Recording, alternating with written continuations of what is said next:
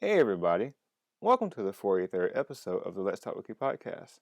In May of 2016, Wreck It Ronnie and I met up in the village hidden in the leaves to hang out with some well-known people and do a podcast. So without further ado, I'm going to turn things over to Ronnie and myself for the intro and the show. Hey everyone, this is Chancellor D. Welcome to another episode of Let's Talk Wiki podcast. Our guest today is Wreck It Ronnie. Hi! And we discussed a lot of things about Ronnie, her cosplay history, how she got into it, gaming, sports, a lot of anime, some Civil War talk, spoiler alert. And we're talking about Marvel Civil War, Captain America Civil War, not the real Civil War. What else did we discuss? Not the Civil War this time. Mostly Captain. Yes, that's true. And his friends in the car. So, there. Yep. Listen to me give some pretty dope advice. Talk about dogs, because I love dogs. And answer one question with 15 answers. I'm really good at that. Yeah, she did. And it was wonderful advice. So, anything else you want to add? Nope. I hope you guys enjoy it. Cool. Later, guys. Welcome to the Let's Talk With Me podcast.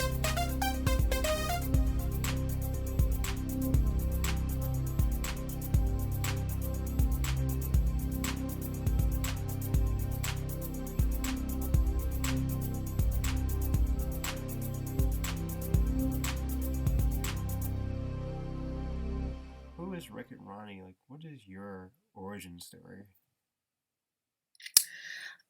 Well, I am 20 years old. I have been pulling things out of my closet to make cosplays since I was about 13 and started making my own actual cosplays by sewing and doing patterns and things probably around 2014 or so. So I've only been actually making cosplays for a couple years now.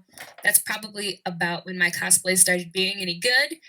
A lot of people think that I just kind of came out of nowhere and knew what I was doing, but I've been making mistakes for many, many years. So if it looks like I'm really good and know what I'm doing, it's a lot of trial and error. Um, More about me outside of cosplay. I work at the on-campus IT at the college that I go to.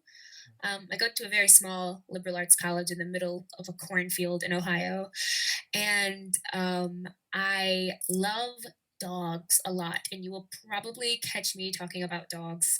I sleep a lot. I probably sleep between like 12 to 16 hours a day if I can.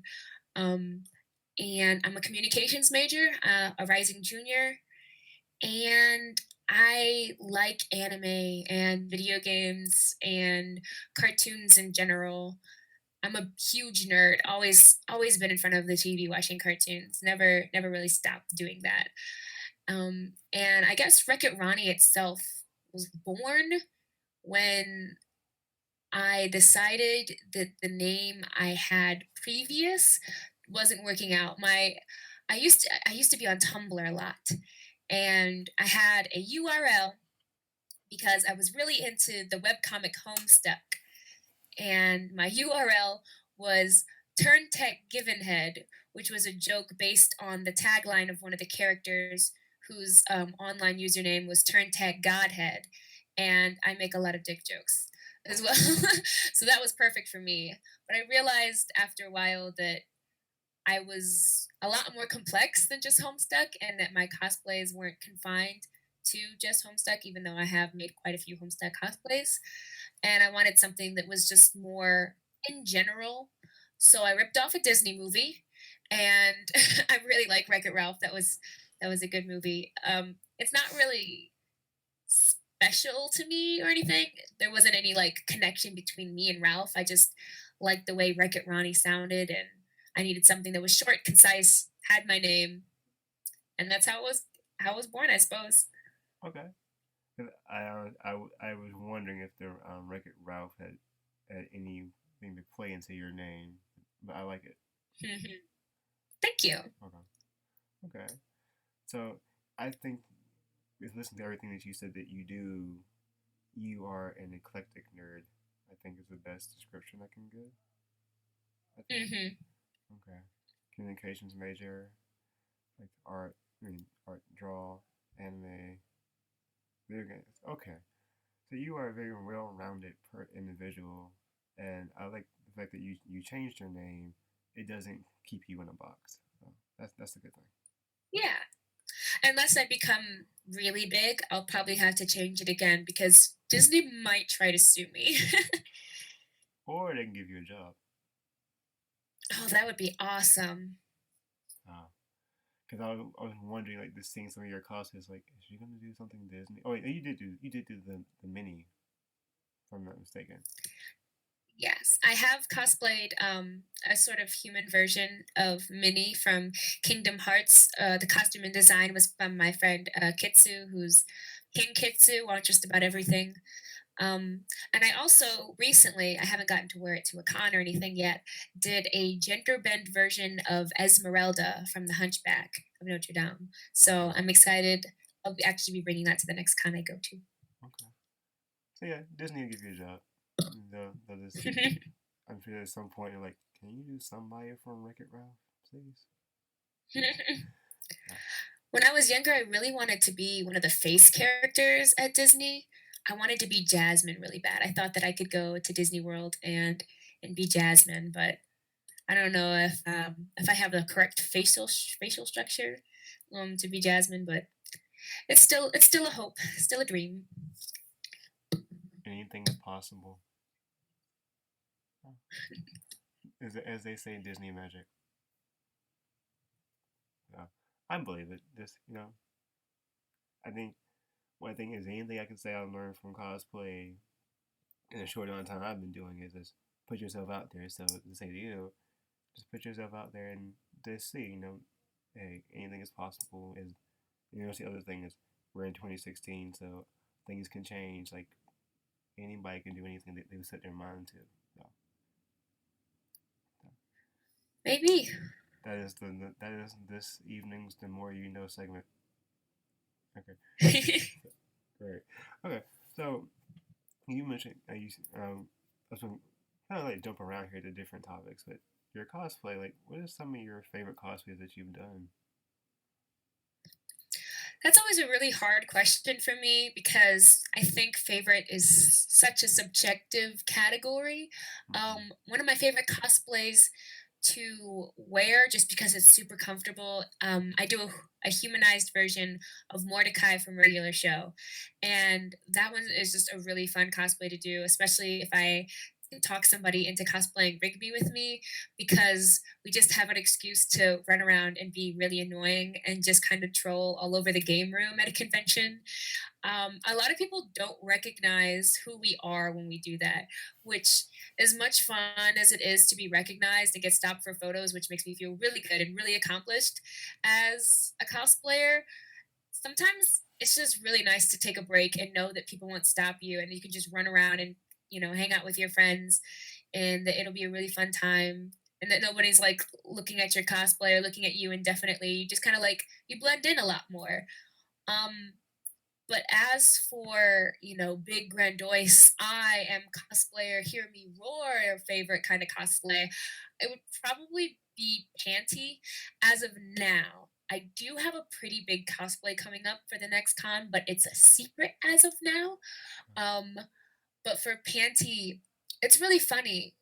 When I did her, I was sitting on all the things that I had to make her for a while and I first debuted it at YomaCon a couple years ago, which is a con in Detroit, around on Halloween weekend, usually in October. Mm-hmm. And my friend told me just a few weeks before that she was going and invited me to come, which I was really excited about because I'd never been before. I think that was actually my first out of state con, and so I was super excited, and I wanted to have a new cosplay for it. And I had everything for Panty, but only a couple of weeks to do it. And at first, I was like, I'm not going to be able to do this. But I did it, and I pulled everything together, and I think it looks really nice. But I am going to redo it a little bit for the next convention that I wear it at. Mm-hmm. But it served its purpose. I felt really nice in it. It hurts a lot to wear, especially with like the heels and the feathers everywhere and the really heavy wig. But it I like wearing it, you have like the wings going, you have all the flashy things, all the stuff everywhere, and it makes me feel like a full-fledged cosplayer, I guess. Okay. Now, correct me because I know I don't know. Is that Panty? Is that from is it an anime or game? Is it Panty and Sokka? Oh no, I'm saying that wrong. It's an anime. Anime. Okay. Yeah, the anime is panty and stocking with Okay. garter belt, and I do the angel transformation version. Okay. Nice. And I've seen pictures before of different people, but I've never seen the show. It's really funny, and I 110% recommend watching it. Okay. I have a lot of friends keep telling me get into this different anime, get into this different thing. I'm like, okay, I'll add a lot of things to my list, and then like I don't know where to jump back into it or anything. So, but Yeah, I understand. If you've ever watched animes like Kill la Kill, okay. you'll like panty and stocking. I've seen a couple episodes of that, so I need to finish that show. But okay, I have a general idea of what I'll be getting into now. Yeah, you do, and you need to do it fast because Kill la Kill is getting a second season soon. Great. Okay, that's good. I think the last anime I tried to watch, I mean, I got the DVDs, I need to finish it, is Witchblade. Like, I made it halfway through. And I don't know why I stopped. I just kind of forgot to keep watching the DVDs. I understand completely. And everybody hurts me for this. And it's not because I hate the anime. I've tried watching it a few times and I always end up like forgetting about it around the fifth episode, but I have never finished Madoka Magica. I really want to. I just start it and then forget about it. And then I'm like, I have to rewatch it again because I don't remember anything that happened up to where I watched. And I need to know what I'm watching going into it again. And it's a vicious cycle. What about Death Note? See, I never really got into Death Note. I read a little bit of it as a kid, but my heart and soul belonged to Naruto, so it was hard for me to get into a lot of the other sort of general starter shonen animes and mangas that a lot of people use to get into the world of anime. I did watch a little bit of Inuyasha, but not enough to like give you a rundown on it. And I liked Sailor Moon when it would come on because it always came on when my dad would do my hair in the morning when I was a little girl. Nice. Okay. And you mentioned Naruto. Are you caught up? I love Naruto. I am not because what happened was I religiously followed it through middle school, and I think around the time, not the first time Naruto fought Sasuke and Shippuden, but the second time when they were by the waterfall and Naruto was like, I will shoulder your burden of hatred or something. In my head, I was like, this is not going anywhere, and I don't want to watch this anymore, and this is stupid, and Sasuke is aggravating me, so I can't deal with this anymore. And so I stopped watching it, and I stopped reading it. And then I think it was probably sometime last year that I had seen just like an AMV just randomly. I thought it was really funny because I figured that people had stopped making Naruto AMVs, but they were still going. And it showed Naruto spoilers for people who aren't caught up in Naruto. It showed Naruto controlling the nine-tailed fox spirit. And I was so psyched out. I was like, that is the coolest thing I've ever seen in my entire life. I didn't even know he could fight it. And not only did he fight it, but he beat it. And I was like, no, okay, we're starting all over again. And I started rewatching Shippuden from there. School's been kind of getting in the way, so I'm not completely caught up yet. But I'm at what episode am I at? I'm at episode 304 currently. Oh, I was about to get happy for a second because like I haven't even reached 100 yet. Oh no, yeah. See, I'm a little. I've definitely had my sprees where I just sit down and watch 16 episodes of Naruto at a time, but then I'll have like 2 weeks where I have to go without watching it because I've got other stuff to do. So I've been binge watching it a lot. Okay. Yeah, because let's see. You're trying to talk about this. Like I'm around like 90, 91, 92, where they're looking for Orochi. Like, they just found Orochimaru's hideout. and there's Mhm. somebody who has a crystal power. It's like that's where I don't remember everything, but that's where I stopped like a year ago. Yeah, I remember I was, I think that's a ver no, it's not a I'm so bad with Naruto terms, but I know that special jutsu users, I think are Keki Genkai, or is that special eye powers? I don't remember. I think But yeah, that's I right. remember the crystal style user. That was I really liked her her character design. That was she kind of resembled Anko, I think a little too much for my liking, but Okay. I mean, you can only have so much diversity with a character with a show with so many different characters in it, I guess. Mm-hmm. How do you feel about people say like they didn't like not spoiler filler episodes or whatever they call filler in Naruto? See, I actually have very strong opinions about this because even though sometimes they can be really tedious, you need to watch the filler episodes because every once in a while they will throw in a gem episode that is the stupidest thing you have ever seen and makes all of the dumb things that Masashi Kishimoto makes you go through watching Naruto worth it. And the one episode that definitely comes to mind when I say that is an episode when Naruto and Yamato and I don't remember who else was on the boat where they were in the boat going from the Leaf Village to go see Killer Bee to help Naruto train. Okay. And there was a long period of filler episodes of them just on the boat, just doing dumb things to get over to the land. Um, Right. and one episode, Naruto made a bunch of shadow clones to help take care of the boat because they were like in the midst of a storm. They needed somebody, to raise the bow, lower the sail, do whatever they had to do to keep the boat in check. And he started to like hallucinate. And when he tried to make the clones disappear, they wouldn't, and they were saying that they were calling mutiny on Naruto, and that they weren't that they he only called the clones out when he needed hard work to be done, but they weren't just like puppets to be used, and they tied him up. The clones tied him up and refused to disappear, and then each clone was an aspect of Naruto's personality. And it was just really fun to watch them like interact. And there was like one that was really serious and one that was really angry about everything, and then one that was really happy and just excited to be alive, and there was one that was just incredibly feminine. And Naruto kept swearing up and down the entire episode that that was not a part of him, but like the angry one would look at him and go, "How do you think you pull off the sexy jutsu? Part of you inside is very, very ladylike."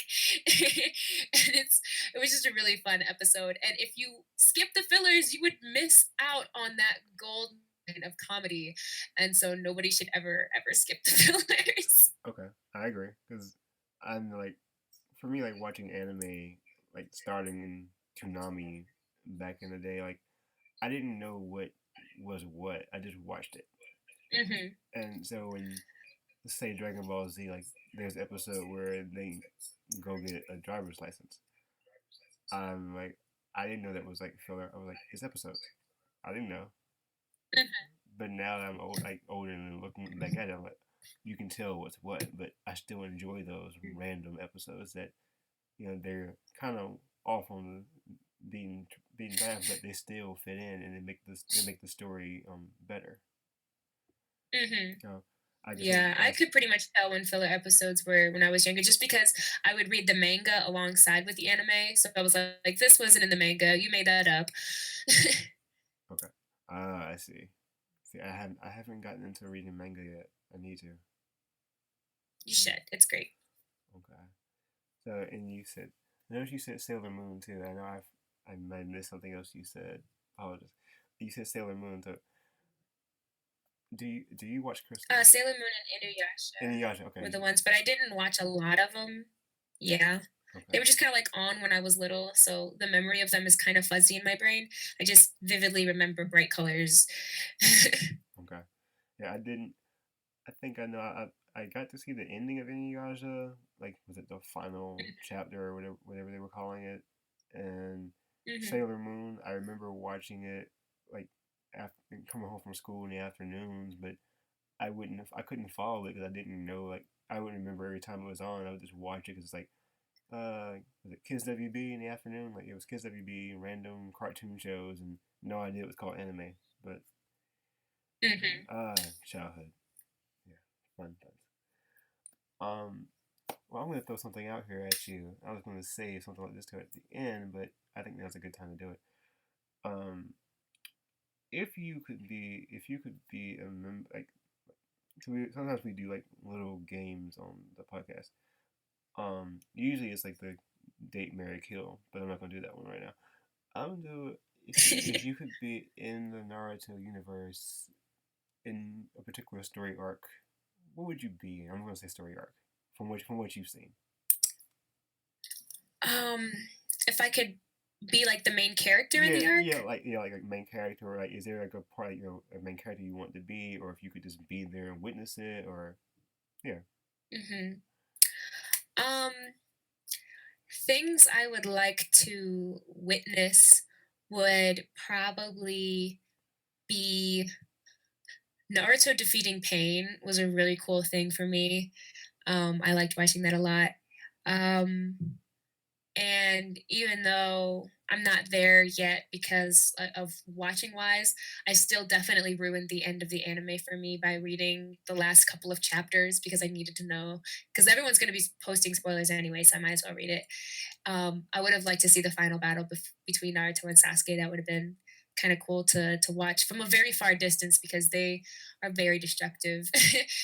and Mm-hmm. but I guess a character that I would like to be for being's sake. Um, I have a profound appreciation for Shikamaru, like as a whole. I identify with his being smart but not wanting to do this, not wanting to be here. um, Yeah, yeah, and yeah, yeah. my mom actually would watch Naruto with me sometimes, just if it was on and she didn't feel like leaving the room. And every time Shikamaru would come on and he would say that this is a drag and that he didn't want to do it, my mom would point at him and say, "That's you," as if I didn't already know that was me. Um, Mm. and I just really I think it would be cool to be Shikamaru, to be like, a tactical genius, which would make my life so much better because I'm very impulsive. And if maybe I had a little bit more impulse control like he did, I wouldn't um, rush into things and then mess them up completely so often. Yeah, his character. Oh gosh, his. I'm thinking back to Naruto. Like, was it during the is it the tuning exams? I'm trying to Hmm. remember who he had to fight. I don't remember. Tamari. Thank you. Just like how like, methodical he was in his approach Hmm. and fighting her. I was like, that's a tactical genius right there. Like, and yeah, to to be a character like that, I agree that that's a good person to be because also his whole "it's a drag" catchphrase. Yeah. Like, Or how troublesome something is. yes, and because of him, I was curious to look up shogi just because I was curious to know what is the game shogi. It's kind of similar to chess as far as how it's played. I believe that the movements that the pieces make are a little bit different, but also I've never played shogi. Okay, I haven't either. I think if there's one thing from anime in general is that it always gives me things to look up, Hmm. and like whether it's this like okay you just want to know what it is or do you want to try that food or what or just know what it's called so you'll be aware of things that you don't know. So, but what was like? Is there like Actually, I kind of take it that you are into the Shonen Jump animes, or am I wrong? I just kind of watch whatever appeals to me. I don't know if I have like a focus in any specific area of anime, but I definitely animes that can make me laugh are definitely my big thing. Like I really love Kill la Kill. I love Penny and Stocking. Naruto can be really funny at times. I liked Nichijou, which is a comedy anime. Um, I liked. I just watch a lot of comedies, honestly. Okay. I watched a couple of shojo animes. They weren't, I will say that I wasn't into them as much. Peach Girl was one that was probably actually one of the first animes that I really sat down and watched. And I rewatched it recently and realized how much I hated everybody in this show so much because they were so stupid and they kept doing things that could have been easily prevented. So shoujo anime can be kind of frustrating to me at times because I'm like, you don't need him, get over it. Um, but then also shonen anime has like continuity problems where people god mod at the last second to defeat the enemy. It's like you couldn't defeat this guy when you had five of your friends here, but suddenly when all four of them are passed out, you unlocked some secret power and can take everybody down by yourself. That makes me upset. Goku. But Goku. Yeah. yeah, Yeah. I don't know if I have a specific like concentration of anime. Just I think a lot of the animes I watch usually come by recommendation of people too. I got you. Okay. This is gonna be like a really interesting segue, but I guess you could count. I know you've cosplayed as Starfire, and people love your cosplay, and it's a great cosplay. By the way, Thank you. you're welcome. Um, I know the Teen Titans cartoon. You know, it had the what is it? The I'm drawing a blank. Reboot? Not wait, not Teen Titans Go. The original series. They had the opening theme. They had the American theme and the Japanese theme. And Yeah. the thing I noticed, like with the Japanese theme was like those episodes were going to be kind of quirky. And then the American theme was like they were always serious or more serious episodes. I never noticed that. I mean, I noticed that they switched off the opener type, but I never paid attention to if the theme song had anything to do with how quirky the episode is. But now I want to go back and rewatch it and see how true that holds. I didn't know it until like I read it somewhere, and I did what you said you're gonna do. Like I went and looked at some episodes and like compared, and I was like, yeah, that does seem to fit. But just wondering, like, how did you get? I guess a long roundabout way of asking was like, how did you get into like Teen Titans, or are you into Teen Titans, or just interested in the cosplay of Starfire, or was like were you into the show and everything, comics, or? I'm into DC comics, but I didn't read a lot of the characters that happen to be in Teen Titans outside of Robin, just because he's in like everything because DC's main guy is Batman. So where there's Batman, there's Robin. I I did read some of the comics growing up, but I religiously watched the Teen Titans TV show, and that's definitely what um, got my love for it going. I just I don't know exactly what made me start watching it. I think it was just something that happened to be on at the time, and then I watched it, and I was like, "Yo, let's watch this forever," and I did. um, I love the Teen Titans though. I love the show. I like Teen Titans Go To against popular opinion. It's not the same thing as the original Teen Titans, but it's good in its own way if you don't try to compare it as like a reboot to the original series in the same way that like Gumball doesn't make any sense, that Teen Titans Go doesn't make any sense, and it's just I appreciate the comedy of just making no sense at all whatsoever. It's like one of my favorite types of humor. And I ended up cosplaying Starfire because me and my friends were supposed to do a group. And it's funny because like just about everybody ended up falling through. And the convention that we were all supposed to bring our cosplays to, it was only me and my friend Sage that ended up bringing our Teen Titans cosplays there. And they wore theirs on a different day than I did, and theirs was like Kid Flash. So it wasn't even something that you would immediately register with Starfire because it wasn't part of like the main five from the show.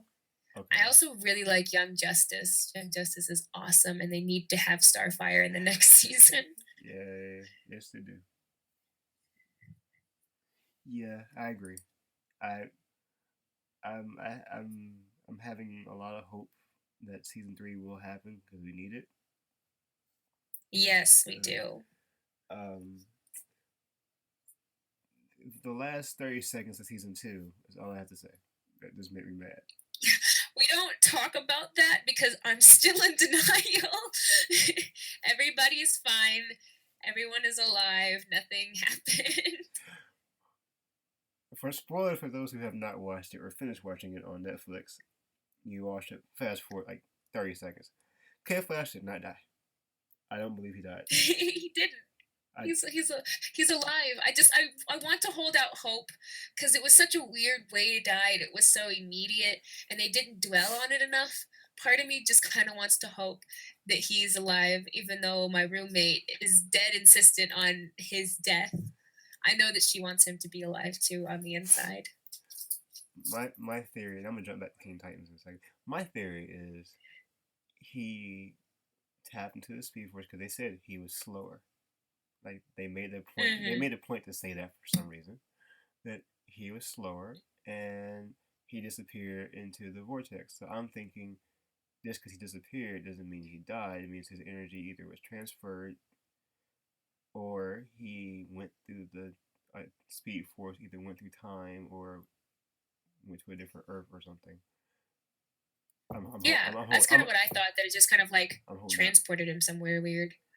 And what we'll see in the beginning of season 3, aside from seeing Darkseid, which I was like, that was like the obvious way the show was going. Like was just like somewhat watching it from like the beginning of season 2 was like, you're going right there. I know you're going there. Hmm. Like you'll see a scene in Darkseid, and then before they cut back to Happy Harbor, they'll cut to like actually the end of the first episode will be Central City, year 3000 something. Kid Flash runs out into Legion of Superheroes or something. Yeah, I'm just throwing ideas out there. I know it's like out there, but this is ideas. But yeah, it's nice to know another Young Justice fan. Okay. Memories. But Teen Titans, like I would say, Teen Titans Go has won me over. It took a while.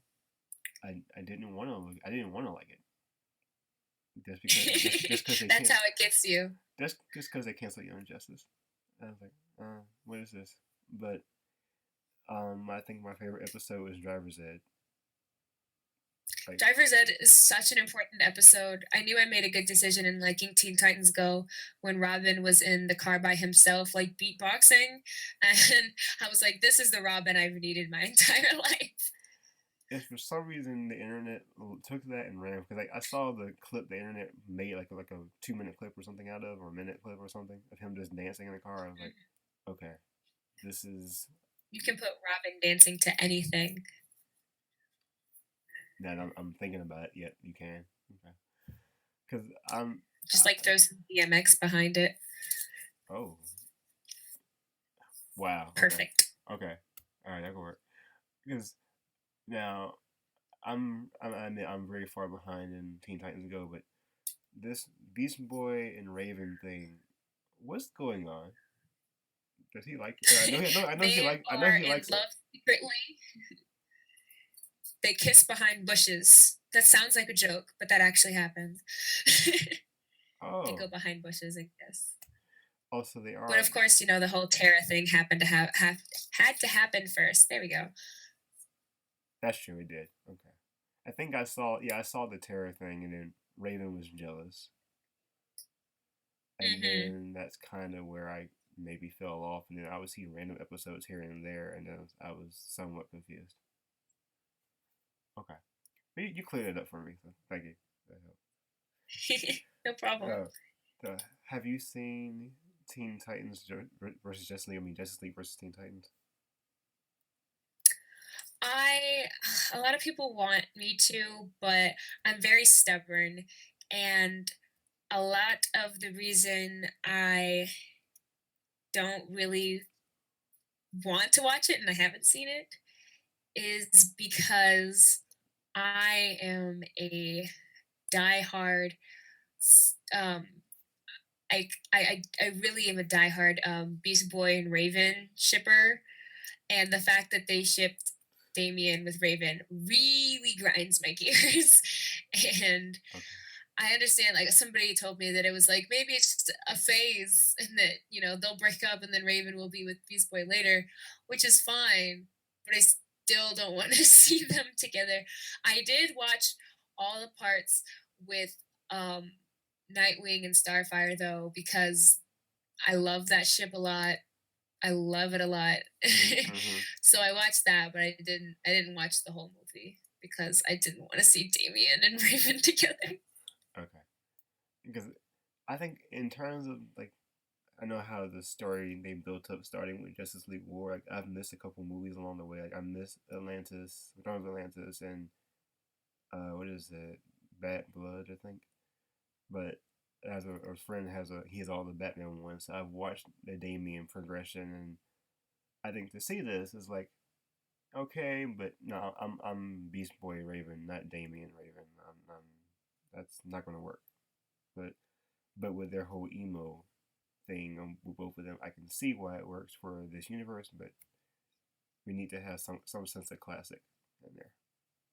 Hmm. Uh, yeah, I don't know if I didn't say it because I'm a big DC fan too. I just was like not gonna say it, but I have to pick your brain. Did you like Batman versus Hmm. Did you like Batman versus Superman? I didn't. It was bad. No. I am a diehard DC fan, but Okay. and no, I'm not gonna mention any spoilers. Civil War did it right. Civil War was what I wanted in a superhero movie. I liked it a lot. Um, was really disappointed with Batman versus Superman though. I think I'm on that island by myself of like it was okay, it was alright, but yeah, Civil War did a wonderful job. I really enjoyed that movie. Uh, if you want to talk about spoilers, we can. Like this will not go up for like a while, so spoilers is fine. Okay. I really like Civil War a lot. Um, Bucky is funny. uh, hashtag Bucky did nothing wrong. I'm Team Cap, obviously. Mm-hmm. Um, and but I understand Tony, and I think it was funny. I think somebody mentioned to me that going to watch Civil War on Mother's Day, and then having the whole thing with um, Tony's mom and Bucky. I was like, oh, what a great way to bring in this holiday celebrating mothers. Yours was brutally murdered.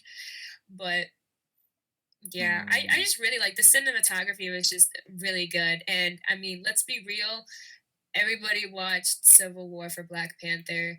That's all that yeah, matters. yeah. Chadwick Boseman is a beautiful human being. We're married. He doesn't know it yet, but I really like Black Panther, and I'm really excited for the Black Panther movie. So, Mm-hmm. I saw the thing today that it was about an hour ago that the movie's going to be was it 90% African or African American. it better be. I was hoping for 100, but you take what you can get, I guess. Well, we're gonna get Ulysses Claw as like one of his villains, and as Andy Serkis, which his little cameo in Age of Ultron, I was like, well, we'll see you in like 2 or 3 movies down the line, so that's fine. Yeah. Uh, but when I will say when Ultron pulled off his arm, I was like, okay, that's setting up for something. But yeah, spoilers for those who hadn't seen Age of Ultron yet. But yes, Black Panther was great to see. I think my favorite scene of the movie, beyond the whole airport scene, was the car scene with Sam and Bucky nodding their heads. Hmm. Like that that was like Yeah, it was a really. Oh, I was just gonna say, yeah, that was a really, really cool. Like the whole entire um part with like the cars and the chase scene with Black Panther running through and Bucky stealing somebody's motorcycle, and it was just the whole thing was like it was scripted so well. And if you've ever seen the behind the scenes footage where they have like the cameras and showing the angles that they were getting and the things they had the actors do, like jump off of random tables in the middle of a highway to get like the speed, or not the speed, but the aerial they needed to make the jump look real. It's just it's so cool like to see what they have to do when you get these things to work. But the mm-hmm. whole everything was just, I think, actually one of my favorite parts of the movie. Like is as obvious, but when Ant-Man did his thing and turned really, really, really big, and Yeah. Spider-Man was like, "I know how we can take him down. I have an idea," and makes that Empire Strikes Back reference. I thought that was really funny because Oh when we were watching yes. it in the movie theater, as it was happening, my friend was like, "This is the Empire Strikes Back," and then Spider-Man said it, and we just kind of like looked at each other. Disney. Uh, that. And I must give the internet props for making those memes like on Monday. Like, Yeah, they were ready. like I think I saw one Saturday though. I think I saw one. It was the Ant-Man AT-AT, and I was like, if I had not seen the movie the night before, I would have been so lost. Like, Hmm. but I was hoping that we were going to see Giant Man before Ant-Man and the Wasp, and to see that, I was like, great. Now just call yourself Giant Man in the next movie, and then we'll be great. Say that. But Spider-Man and Black Panther, I think, stole the show. I mean, I'm excited for Spider-Man. I think it will be done better next year. Hmm. I'm not the biggest Spider-Man Yeah, fan, I'm but really excited. I've enjoyed everything that I've seen, in the cartoon shows, comics, movies and stuff. But Uh-huh. I actually thought Amazing Spider-Man 2 was okay. It wasn't the best, but it was okay. So, Uh-huh. I wasn't a huge fan of Toby, to be honest. He just kind of like he had like the weird kid look to him, but he just looked really old for how old Peter Parker is supposed to be. Like he's a teenager, he's in high school, and it doesn't matter how high tone he puts his voice, he sounds like an old guy. And it was just unsettling to me. And Andrew wasn't bad, but I definitely really like this new Spider-Man. I feel like he really encompasses that sassy teenager, the I'm new to this. I'm really good, but I'm new to this and I'm going to kind of mess with you the entire time because I don't know what I'm doing and it makes me feel better about myself. hmm I appreciate his he's sassy. yeah, Tom did a great job as Spider-Man. Like, I'd never seen Tom's acting before, but he sold it as Peter Parker. I I think Mhm. I think Peter you know I think the role of the audience was filled twice. It was Ant-Man and Spider-Man. They're just seeing how they interacted with the Avengers. Like, I Mhm. think this is how we would act if we were up there with them. Like, oh, this is really cool. This is really cool. This is really cool. And then like just seeing how both of them were like giddy and like happy. Like, just I think this is how we all would act. Now, just to see where this goes forward. I know we have to wait till Mhm. Doctor Strange in November, but I think it's a good hiatus. Definitely. So I know earlier you told me that you are a big gamer and you mentioned Elder Scrolls. Mhm. So Skyrim, how far did you get into that game? Yes. I'm still playing it. I didn't have it for a very long time while it was out. Um, I think I was gonna get it, but most of my friends talked me out of it, saying it wasn't a lot different than Oblivion, and so I was just like, I'm not gonna buy it then. And eventually, I just kind of like caved and was like, okay, I'm gonna get it anyways because I'm bored and I want a new Elder Scrolls game to play. So I'm only about a level like 8 right now, maybe. I know I haven't been playing it for. I just haven't had the time. It's really weird. And then I'll start playing. Um, I'm really bad. I like video games in general, and it takes me a very long time to start waking up because I always pick two hand combat, which means I can't block really well, but I'm not good at blocking anyways. So I keep dying. That's my big thing. I die a lot, and I need to get better at like magic, but it's so like I don't want to think about it, but it's useful, but I don't want to think about it. So what are you? Are you like PC console gamer? I'm definitely a PC. I used to have a console. I used to have a PlayStation 3 back in the day, and I had a PlayStation 2 before that. Uh, Okay. and my brother broke my PlayStation 3, and that was my life for a while. And I don't know. I played games on it, but I didn't play like most of the games people would play on it. Like I had my PlayStation 3 literally just so I could play Naruto Storm and Little Big Planet. And those were like my favorite two games. Okay, I got you. So when did you get into gaming?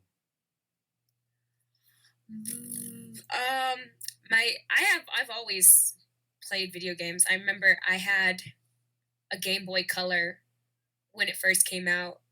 Not when it first came out because I wasn't alive, but when I was like a little kid, I had a Game Boy Color. I played Mario on it since I was like I had to have been like 3 or 4 and had no idea what I was doing, but still played with it. And one of my first favorite games was WarioWare, um, and all the little Okay. mini games you could play.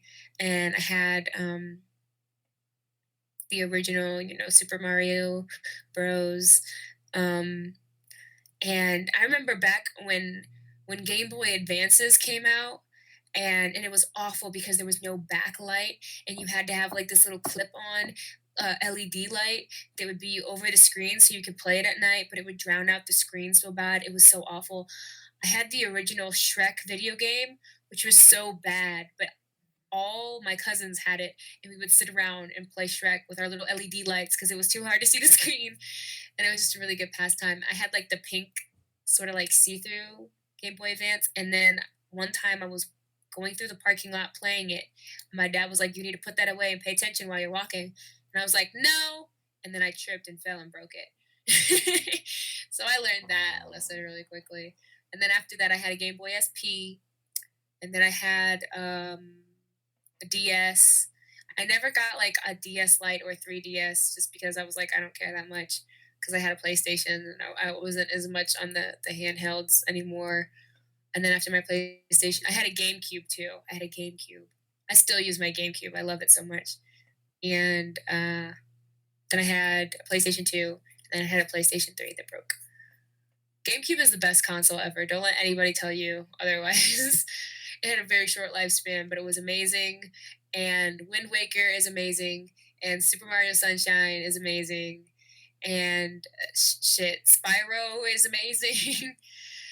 And every game that came out for GameCube, not every game. Chibi Robo was an amazing game that made no sense, and it was frustrating because I didn't know how to advance, and I don't think anybody did. It just didn't make sense, and it didn't explain itself. There wasn't a tutorial level. I really like my GameCube. I never had a GameCube. I went from like I went from 64 to PS2, PS3, and then Wii. Then Wii U. So I missed the whole fun of a GameCube era of gaming. But I only had one GameCube game, and it's um one of the Star Wars Rogue Squadron games. But I really want to play GameCube games. I do. You should. They're really great. Oh, okay. Oh, you, just listening to me, you were talking about the different systems, and you said like the little light on the Game Boy. I'm just like going. I'm sitting there having flashbacks. Like, yep, that happened. Especially when you're sitting, you're in the back seat of the car and it's dark, and you have to put the little worm light in the Game Boy, and you have to like lean over the light to see. And before you got the LED, if you wanted to play it at night, you had to stop moving every time you were in the back of the car and got out of range of the street light, and you would wait for it to come back, and then you'd move really quickly, then you'd have to stop and wait for the next street light. And I remember doing that, and it was awful. Then you would just hope that you got at like a stoplight or something, and you like it's like partial light, but it's enough to kind of see. Memories. Oh boy. Okay. That I should probably take out my old Game Boy game and just see if like if I put some batteries in, if they still work okay. Cause I don't get to play as much games as I would like to or want to nowadays. But I still want to I kind of want a PS4 now, but not for like the reasons everybody else has them. So, uh, but back to Skyrim for a second. You said you're like level 8. So, what are you doing in the game right now? I don't even remember. That's how long it's been since I played it. Um, Uh, I I know that I definitely got the first row. I don't know if I got the die yet. And then I'm really bad at like quest hopping. I'll start up a quest and then not finish it, and then start up another quest and not finish it, start up another quest and not finish it, and then try to pick something up and I can't. And I'm like, why is my inventory full? And it's because I have like 18 quest items that I haven't dropped off where they're supposed to go yet. I'm like, oh. But okay. I couldn't tell you exactly what I was on when I stopped playing. I know I finished a large. I'm also really bad at like doing story, like main story quests. I'm so addicted to dumb side quests that send me through little dungeons and then I come back in 5 minutes because I like instant gratification. But Mm, yeah, I don't even know where I'm at, honestly. okay. I I don't even know what level I'm at because I suck at RPGs, but I try. But I just my goal was make it to the college at Winterhold, and that's where I went to. And I stopped playing. That was like 2 years ago, and Yep. that was hard just to get there. Like I just wanted to get there, and then now that I'm there, I'm like, I'll play it at some point. And I put it in last year, and I was Mhm. like, I don't remember the controls. Like I can't do this. But I will say once you know, because I, I I would say what I almost quit on Skyrim because I was like, where are the dragons? Where are the dragons? And when I finally got to the point where I got to fight my first dragon, I was like, all right, I'll keep playing. And also Skyrim taught me the importance of having an HDMI connection or a cable Mhm. because I was playing it on like the regular input cables and Mhm. I was like, whatever, cool. But I just knew at nighttime I couldn't see anything to save my life. So Oh yeah. I was walking around randomly. And I knew my companion was with me, and I forgot where I was, but just listening to the music. I know I was in the wilderness, and then my controller vibrated, and I dropped it and started cussing. And this is like 2 in the morning. So I paused it and just sat there. I was like, what happened? And then realized a tiger had walked up on me, but I couldn't see the dot telling me an enemy was nearby. So I finally was like, all right, I'm going to now get an HDMI cable. And after that, I was like, now I understand why people say these things are important. But before that, I was like, I don't care. So Skyrim taught me a lesson. But what type of games are you into? Like I take it that you're into RPGs. Yeah, mostly RPGs. I'm not really good at anything, like I said, as far as video games go.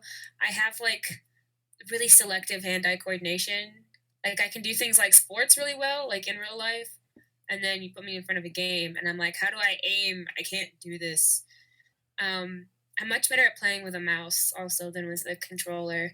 It's just really hard for me to line up both the analog sticks. Um, I do a lot of I like kind of like independent games too. I also like just like platform games in general, like some video games that I really enjoyed, like besides the ones that I mentioned. I was really into Undertale. I still really like Undertale. I like stories with like gameplay that isn't too complicated, but like with really cool storylines too. Mm. Um, I will admit though, with like some sort of like with some open world RPGs, things like Skyrim and Dragon Age, that I can get kind of like overwhelmed by the story just because there's so much of it. And like I never remember anybody's name and I never know where I'm going. Um, but I like Mario. I like the Mario series a lot. I mentioned Spyro. I like the Spyro series. I like Crash Bandicoot. I like a lot of like the classic kids started video game things. I like the Zelda series a lot. Um, and Ocarina of Time and Majora's Mask, um, a lot of people fight over which one is better, and I am here to say that Wind Waker was the best one because it was really funny. I appreciate um, Ocarina of Time. I didn't like the game mechanics too much. It was just kind of like aiming was weird, and I think it was like kind of, I don't want to say a failed attempt, but a not too great attempt at integrating a game that's like was only 2D before into a 3D setting, and they tried to use a lot of the things that they used in the 3D in the 2D game in the 3D game that just didn't work as well because of how it was, like the bats. I couldn't ever hit the bats, and that was awful. And the best thing about Wind Waker is you can take photos, you can take selfies, and it's really great. And I like taking selfies while I'm playing the game. And I like my sassy boat man. But yeah, I don't know. I'm not a huge gamer. I Okay. like play it when I have time, but I would probably be a bigger gamer if I was like good at video games. But It means that you are a well-rounded person. That your strengths are not just in one area. You have strengths in multiple areas. Basically, Because just thinking back to the fact that you're in communications, like how did you get into being interested in the communications field? interested in what? I'm sorry. In the communications field. I actually originally wanted to be a psych major, and then I came to college and took some psych classes, and I was like, this is not what I want to do for the rest of my life. Um, I told myself in high school that I would be a communications major, and then I switched like right before I came. Um, Communications, a lot of the reason why I picked it, to be honest, is just because I don't know exactly what I want to do with my life, and a communications degree is very versatile. And I would argue almost even universal. I can use it like with any job I want to do because at the core of anything, we're talking to other people. You're providing something for somebody else, and you need to be able to communicate. So, yeah, communication is important. I can apply it anywhere. I become very hireable, and I have like this really. I wouldn't call it a un an placed fear, like a random fear that doesn't make sense, but like I'm super afraid of graduating and then not being able to get a job that pays well enough for me to live on my own and have a dog or like four and cosplay as much as I want to. So I get like really anxious about that. So I'm trying to like make my options super wide and available, and I don't even really care if I end up in a job I don't like that much as long as I can still cosplay, to be honest. It seems to me, just listen to conversation so far, like you know, you can. I think I can see that you can sell yourself well. Like I think cosplay is a form of that. You're putting yourself out there, and it's like you're putting yourself out there like for the world to see you and what you're doing. And Hmm. it's a form of communication. Like I know it's like a stretch, but it's a form of it in terms of like say I'm representing this person, and it's like what do people know? They know the character by face or by outfit or something, and people say, okay, cool, I know who this is, and Hmm. then they want to come and talk to you, ask you about it. How did you make this, or tell me who's this character. Sometimes that could lead to saying, hey, can I do a photo shoot with you, or can I interview you, or can you give me some tips on how to do this? And you never know who knows who that can lead you to something. So you know cosplay is a form of networking. So, Definitely. And like to some extent, I could even like, manage a social networking page with however many likes on my resume. And like I could work for a company like managing their social media, whatever it exactly. is. So I like to think of different creative ways to write off I'm sitting at home and being a nerd. But Yeah. And when it comes to resume, it's all about how you sell it too. Exactly. So, and like, and shoot, I mean, I know you have a large following. I don't know, like, outside of your Facebook follow, I know you have a large number on there, but you combine that with, I guess, with your other accounts, and you can tell your future employers, like, I have my social media reach of 10,000 or whatever. You can, and they say really, and Hmm. then you show them or whatever. But I think what you're doing, you're setting yourself up for a great future. You know, I think a lot of us get into cosplay because it's something fun to do, but then once you start getting recognized and stuff for your characters and your work and all the above, it's like people want to follow you, they want to know who you are, and then that can lead to jobs, and whether it's in the cosplay community or just in general. So I think you've mastered the networking side of things. You just need to finish up in school. Thank you. You're welcome.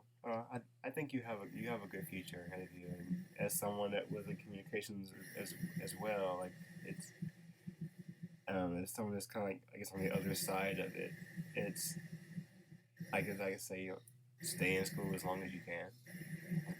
No, don't be don't don't Yep. don't be a professional 2 more student, years of it. but just make the best of it as you can and network with people. So, Yep, yep. and like I say, as winding down, it's like, is there anything else you want to share, about Ronnie to the world? Um, I will say, I don't know exactly when I'm gonna go super duper big about the announcement, but I'm planning on my senior year of college kind of taking it slow cosplay wise. I'm still gonna like probably do some photo shoots with some friends that are nearby with like cosplays that I already have. And maybe go to some conventions that are close by. But I don't think I'm gonna make any big cosplays until I can. I know that I have like a very good steady source of income. I want to start saving up. I need to buy a car eventually. That's something I should have. Um, and I will need to start paying off student debt soon. I go to a very expensive college, unfortunately. So that'll be a fun thing to play off for the rest of my life. And but it's not me quitting at all. I don't I don't see myself quitting cosplay for a very long time. And even when like I'm an old wrinkly lady, I'm gonna cosplay old wrinkly characters, and it'll work out and it'll be great. But I will have to probably take a short. I wouldn't even call it a hiatus, but I'll just have to turn down for that specifically. Um, and I'll still definitely be active and talk to people. Maybe I could do like makeup tutorials while I'm down. I can do tutorials on doing like other things, like working with specific materials to make things or how to style wigs, yada yada. But it's just going to be a slow period of me, debuting new cosplay. But I'm really excited because that means I'll have time and money to focus on being an actual real life adult TM. And then when I finally do get like a nice steady job, like I can go all out. I can go to all of these conventions that people keep, inviting me to, but I can't go to because they're too far away or because I don't have the money or the time or a car. And I will have all of those things eventually, and I hope to be all over the place. I want to be, I really want to go to Anime Expo. That's definitely like on my bucket list. But LA is very far away from Northeast Ohio, and I don't really make enough money to do that yet. But it'll happen. It's just gonna be kind of slow. It'll be the quiet before the storm that is Wreck It Ronnie taking the cosplay world. Mm-hmm. And it's funny you say that. Like, you gave some really good points. I think we should note before I ask you the next question. For anybody that's listening to this, make sure you put your responsibilities to your regular life first before cosplay. Definitely. I've heard some horror stories of people who I'll see at pretty big conventions. and you cosplay and know that they're living on their friend's couch. That's not okay. Cosplay, No. it's really great, and you make friends. And for some of us, that just kind of like high school wasn't our thing. It's like where most of your friends are, but arrange to meet them outside of cons if it's too expensive for you. Yeah. Like, have them come over if they can afford it, or go somewhere in the middle that you can meet up and just kind of hang around the city for the day. You don't need to put yourself in debt because of cosplay. And I don't know, like, I don't like to go on tangents and get really into like the state of the cosplay community like everybody does, but you just I feel like at some point, like, you have to let go of the, I don't want to call it immaturity, but there's definitely like a kindred spirit that everybody that cosplays kind of has. People in the nerd community as a whole just kind of have like this um, sense of never wanting to grow up, which is awesome. And like, don't like be a kid for the rest of your life and read comics and draw and dress up, and nobody can tell you otherwise. But make sure that you can live to talk about it. Don't, if you are behind on rent, don't make that cosplay. If you are hungry and have no food in your fridge, don't go to that con. It's not that important. It will still be there. Prioritize. Exactly. Like, yeah, because like I have missed cons in like the last couple of years just because like hey, I can't afford it. Like I tell our friends, they're going like, hey, Exactly. if you, go have fun, take pictures. If you see something you think I'll like, I'll pay you for it. But I can't afford that $60, $75 price tag for a weekend. Like, no, that's money that could be spent on food or other things. And another thing that's just kind of like a cosplay pet peeve, and me throwing my opinion out there that nobody asked for. Um, I'm like 100% for cosplay Patreon accounts. Like, give me money and I'll give you exclusive content.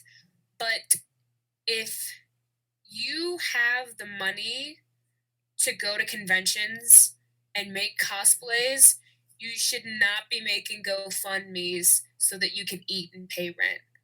There's a money discrepancy there, and you should just kind of funnel some of that other money towards staying alive. Honestly, I've seen a couple of those recently, and I kind of want to point out that I think that's kind of whack, and you should probably not do that if you have the money. And now, if you don't have the money to do either, like, by all means, reach out to your friends, have them help you. But if you have the money to do those things and you're just choosing to spend it somewhere else where you don't need it as much, come on now. Exactly. Yeah, you're right. I mean, at the end of the day, this is a hobby. This is not a life. I mean, Hmm. yes, some people have turned this into like their lifestyle, like Yaya Han, like this is what she does for a career. And I commend people. Hmm. I commend those who can do this or who have done it. Like more power to you, but not everyone's gonna get there, and there's nothing wrong with trying.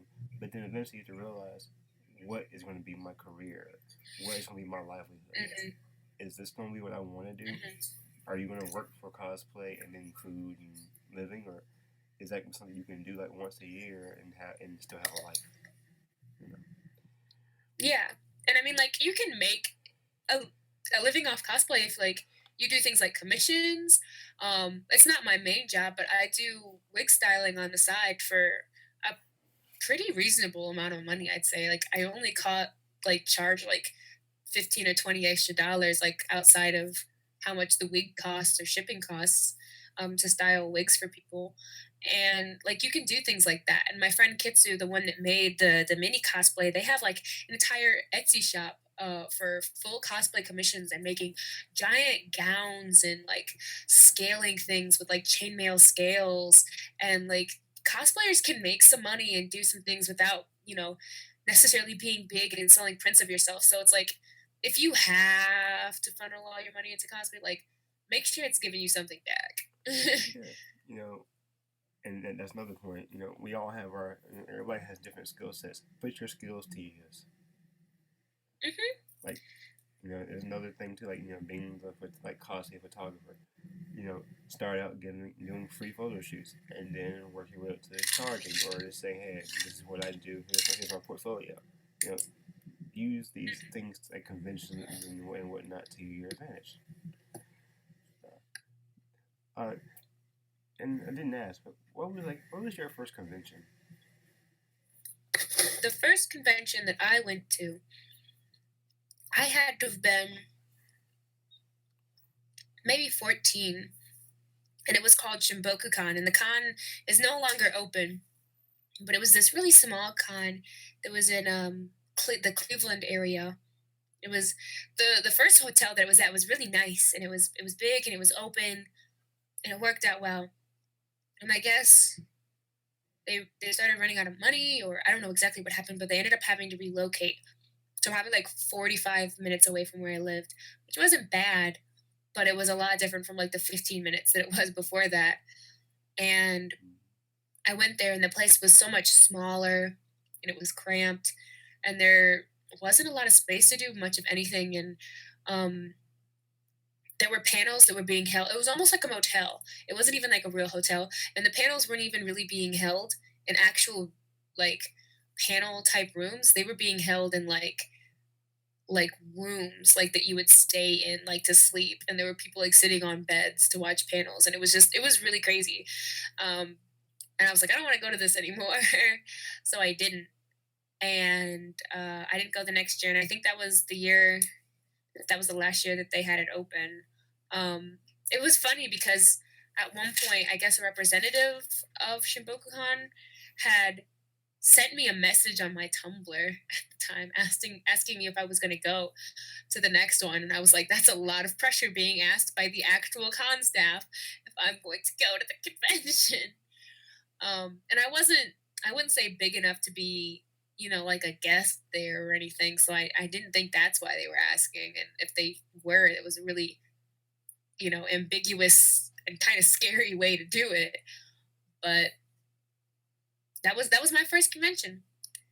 It was when I went to the first one, I had a lot of fun. Um, yeah. Is there like advice you can give to people who are like on the fence of like trying a convention? Because I have some friends that like they know I go to cons and stuff, but like they won't do it because like, they fight they won't enjoy it, but then Hmm. they're into nerd stuff, but they won't do it. I would say that there's something there for everybody. Honestly, like even though they're called anime conventions or comic conventions, they're not a whole lot different from each other. And you're never gonna find just comics at a comic convention or just anime at an anime convention. You're gonna find anime and comics at either or. You're gonna find video games. You're gonna find TV. You're gonna find movies. You're gonna find books. You're gonna find characters from podcasts. Thanks, welcome to Night Vale. You're gonna find characters from YouTube. You're gonna find characters that are from fan fiction. Thank you, Ebony, Dementia, Darkness, Raven Way. You're gonna find like people who are fans of things that you want to talk to somebody about so bad, but none of your friends are into it. You're gonna find that person there because they're gonna be at a panel that is about it, or they're gonna have a button on their messenger bag about it, or they're gonna have some sort of merch like a T-shirt or something, and you're finally gonna have somebody that you can talk about that thing with, and they understand and they know, and it's a great feeling. Um, and it's like even though we have middle school drama 75% of the time, you're gonna find some really great people there that are gonna be like your friends forever. And I have people that I met at Shimboku-con the first time that I went that I still regularly see at conventions now, and it's still great, and we still talk to each other. We have each other added on Facebook, and that's been years ago. And I have friendships in real life that don't last that long. Um, and it's just really great having like these things in common that you can talk with somebody about and like geek out about and get lost in, and it's just a lot of fun. You end up finding new things that you didn't know about, but you're like, that looks really cool, and when I get home I'm gonna look into it. And I think that actually happened with me the last convention I went to. I went to I went to a Fire Emblem photo shoot, and I just really liked the costumes, and I was like, okay, I'm sold. I'm gonna look into Fire Emblem, and I haven't done it yet, mostly because I don't have a 3DS. But maybe I can watch playthroughs on YouTube or something, and that's kind of why I'm sort of interested in Dragon Age now too, even though I haven't actually played it yet. It's a bit of like a secondhand fandom for me. I know like a lot of the characters and what they're like, but I don't know. I've never actually played it, and it's just a really great way to like expand your horizons and have fun. And you can go with your friends, and it's just like a little weekend vacation to get away from it all and just be surrounded by things and people you like and spend entirely too much money. You're going to spend entirely. Don't go to a con broke. It hurts. It hurts. Yeah. um, Yeah. I guess like random things that just are really good for conventions. Bathe a lot. Bathe every day. Bathe twice if you need it. If it's a hot stinky con. I agree. Bring your own food because it's gonna be way too expensive to eat at the con center because they're gonna overcharge you. Cons that are notorious for their overpriced food are KatsuCon. I just went to my first KatsuCon this year, and they tried to charge me $10 for 5 chicken strips, and that was not going to happen. Did that come with French fries? They were subpar chicken strips too. Did they come with Kalahari Colossal Con is a really bad one too, with how expensive all the food is. Okay. So, yeah, pack some sandwiches, bring a cooler, bring some chips and salsa or something, pack some bologna and mustard, I don't know, whatever you like to eat. Another thing about that is if you think, oh, I'm just going to go to my hotel room and call a pizza in, it's going to take 4 hours for your pizza to come in because everybody else is also ordering a pizza and there's thousands of attendees there and it's going to take a while for them to get you your pizza. So if you must order a pizza, if you really want it, know that you're going to have to call it in a few hours ahead of time if you know when you're going to want it. 2, bring like an emergency sewing kit if you're a cosplayer because you're going to break something. Bring a Tide pen because you're going to drop something on your cosplay. I actually keep a hot glue gun in my bag at all times and a couple extra strips that I can just like if something happens, I just go off to a corner, plug it in, and like fix myself. That's a great idea. I definitely recommend doing that. Bonus points, you don't have to do this, but it's always fun. Bring a Bluetooth speaker with you and play stupid anime jams to walk around to, because like that makes you the life of the party. Everybody likes that guy that's playing cool music in the hallway. I'm always that guy. Get a loud one though. Splurge a little bit. Get a nice speaker. Your cosplay is fine. It looks great. I don't care if you don't think you look like the character. I don't care if you bought it. I don't care if you pulled the things out of your closet, or if the color is wrong, or if you can't wear contacts because you have glasses, you have a prescription, or the wig doesn't fit over your head the right way because you have a lot of hair. Your cosplay looks good, and if you are having fun, like that's really all there is to do. And like, don't let anybody tell you that cosplay is anything else than whatever you want it to be. If you are a competitive person, like go for it. If you are somebody who's having fun just to do it, go for it. Don't push why you're doing cosplay on anybody else, and accept how everybody does it differently. And like, I think part of what makes cosplay so cool is that there's not going to be anybody who sticks to these rules of cosplay. This is how you have to do this. That there's so many different interpretations and ways to do things that it's different and it's cool. And I don't understand why people are fighting about this and getting upset because they're not cosplaying a certain way, with the exception of blackface. We don't need cosplay blackface. We really don't need it. No. If your cosplay is good, you don't have to change your skin tone and people will still know who you are. And like, to be honest, nobody who is a person of color changes their skin tone to match a lighter character. So you really don't need to change your skin color to match a darker character, because a character is more than their skin tone. They are. Exactly. But anyways, I could go on for years about my blackface thing. It's fine because I won't do No, no. it. This topic. Um, okay, I might as well let the cat out the bag on this one. This has been a topic I've talked to one of my co-hosts about doing, and we both have been like yes and no, because as soon as Hmm. we do it, it's going hard. It's kind of because you want to have a impartial conversation, but Hmm. as soon as that conversation is had, it's going to be a crap fest. Yeah, I get that. And like 9 times out of 10, if you post it on a public forum, that's exactly what's going to happen. And I understand why people want to do it. It makes sense. You're like, I just want to be the character. I'm not saying that they are their skin tone. I just want to be accurate. And like, I understand the reasoning behind the ulterior.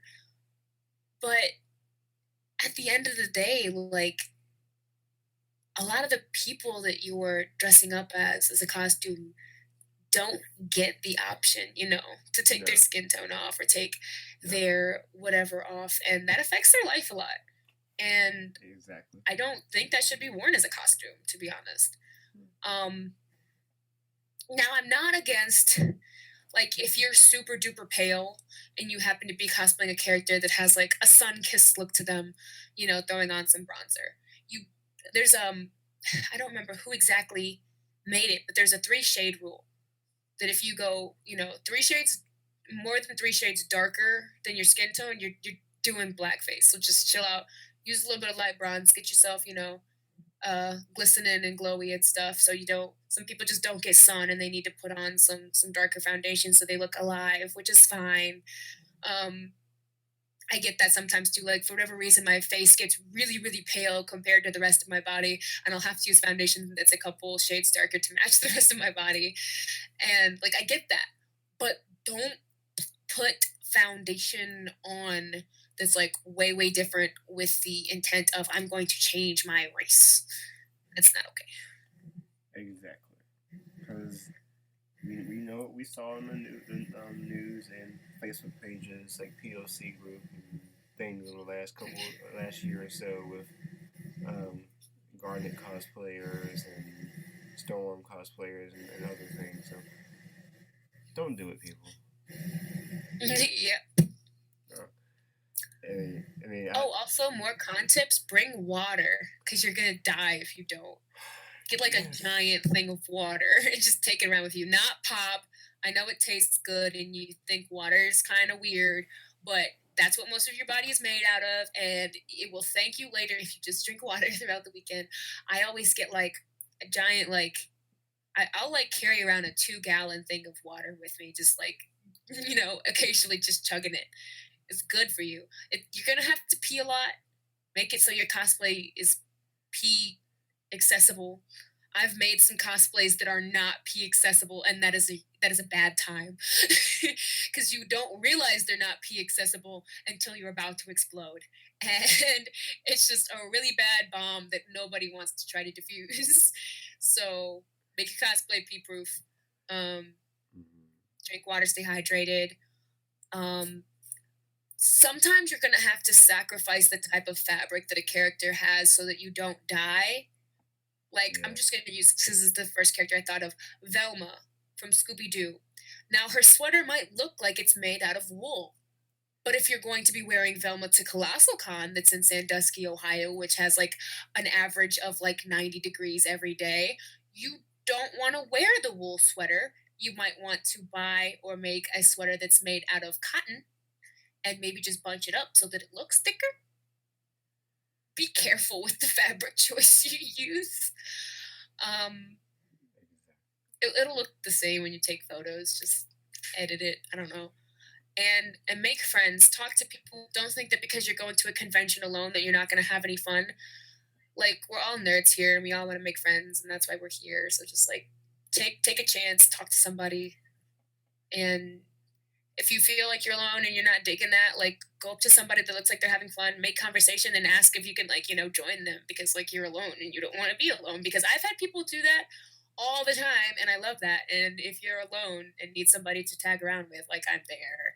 And I can't promise I'll be doing anything fun and I'm can't promise that I'll sit in one place around either because I run around a lot. I get very high energy at cons. I don't know what it is, but like that's how you do it. That's how you make friends. That's how I make a lot of my friends. Is they'll just come up to me and be like, "Can I hang out with you?" And I'm like, "Yeah, let's do it." And then we become friends. So it's great. So don't be afraid of doing that. I know like a lot of us have social anxiety, and it's a lot easier said than done. But just if you can talk yourself out of it, just give it a shot. And you don't make an entire round of the dealer's room before you buy something because you're going to end up spending all your money on something you thought you wanted Oh, until you that saw one. something else you wanted even more and you don't have the money for it anymore. Make a full round before you buy anything. Um, support your artists at Artist Alley. I know you're like, I don't need to buy a print. Buy the print because it's beautiful. Put it on your wall. I have a photo of Shinji holding a cup angrily above my work desk, and it motivated me through finals. You never know how much you need art. And yeah, just don't take downtime. Oh, this is a big one. Take downtime when you need it. Sometimes people feel like I paid a lot of money to be at this convention and I can't slow down. I have to have fun the whole time or else I'm wasting my money. But like chill if you need to. Like go back to your room in the hotel, take a dip in the pool. Most hotels have pools. Like chill out for a little bit. Take a nap. Yeah. It's so much better to like get that 2 hours nap in that you needed and like be off a con floor than to be running on fumes the entire time and be dead for half of it. It's a much better idea. Like, and it, I have to tell myself this. I'm still bad at doing this because I end up running on fumes for an entire con because like my adrenaline kicks in because I'm just really excited and I don't realize that I haven't slept in 3 days. And but yeah, like take time out. There's nothing wrong with it. The convention will be there. You aren't missing anything that important. I promise you. Go take a nap. Go get food. It doesn't take that long. Go, chill out. Go meditate. Go burn some sage. I don't know, whatever you have to do to get in your Zen mode. But a con, I feel like a lot of people end up getting really stressed out at cons and they get really irritable and don't end up having as much fun as they could because they don't take time out to just kind of get right with themselves sometimes. So don't be afraid to do that. Um, and yeah, try not to start shit with people. Actually, no, do that. Start a fight at a convention. Let me know and I'll record it and put it on WorldStar. Huh. that would be the day. I want to see like a Naruto fight a Sasuke full on at a convention, and just like I think WorldStar would appreciate that. You know what I realized of people that get arrested at conventions? 9 times out of 10, it's a Sasuke cosplayer. I wonder if there's a correlation there with cosplaying Sasuke and being criminal scum. You know what? You're right. Wow. I've never thought about that. Wow. Also, Deadpools. I've seen a lot of Deadpool cosplayers get arrested at conventions before too. I think But a lot of them get like arrested for Deadpool-y things, like public intoxication and indecency.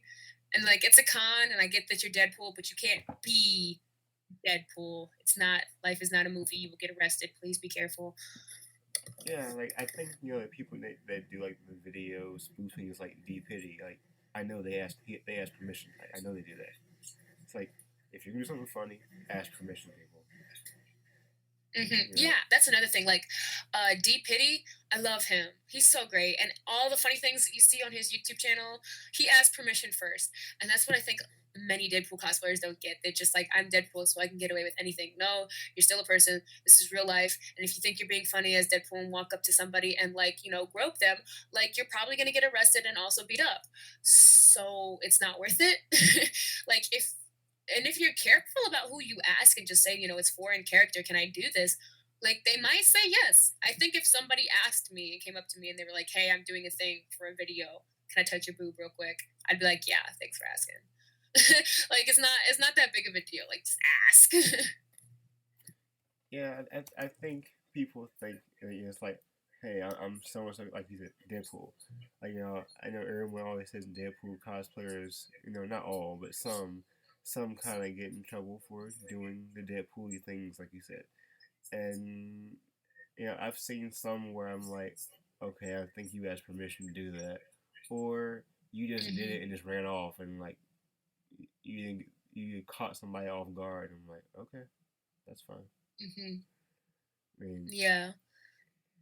hey, that happens. But um, I want to say thank you for the advice you gave because you touched on some things that I I've been thinking about, like for myself, like I should maybe wear contacts for certain cosplays, but I don't want to wear contacts. I just want to wear my glasses.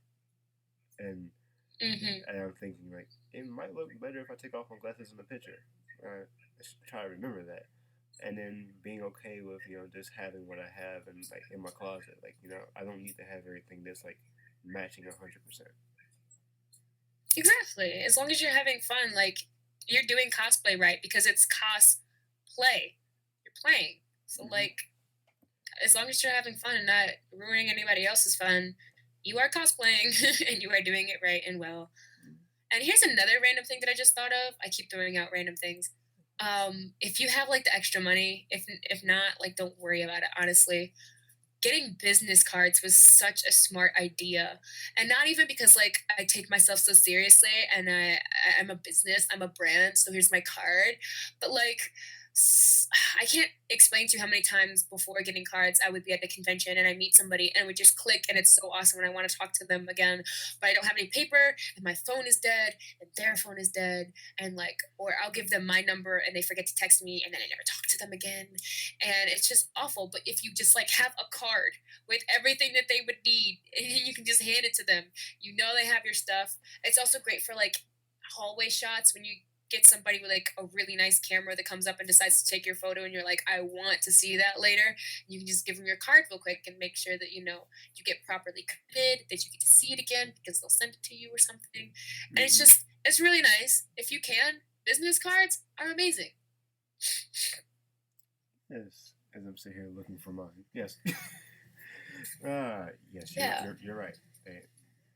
Yeah, because I know when I did a video 2 years ago, I interviewed someone and then they gave me their business card. I was like, and that made it easy because I had to contact them later, like to give them out and put this part in the video. Like it made it easier instead of me just like thinking, I guess I'll be okay with this, and then not Hmm. knowing. So it that you're right. So people invest in Hmm. business cards, make them yourself. It saves a lot of money. Um, what is going to be your next convention? My next convention will be Colossal Con, the first weekend of June. So that's like, I don't know how many days. Like, it's really close. Oh, wow. That's like exactly 3 weeks from now. One, two. Yeah, like three. I have a lot to do before then. Ha ha ha. The colossal crunch is one of the worst crunches of my year because I don't know why I thought it would be a good idea to take on four new cosplays for this convention, but I am, and it's coming back to haunt me. No, but I'll get everything done. I believe in myself. I can do this. It'll be great. Okay. I think one of my last questions is it's kind of related to Costco. Cause like I've Hmm. always seen all these like cons out of state. Like I've never been to one out of North Carolina, but Hmm. just what would you tell people who are like this is my first time going to that big con with insert name here con, um, like in like New York Comic Con or whatever or Con or MacFest or KazuCon. Hmm.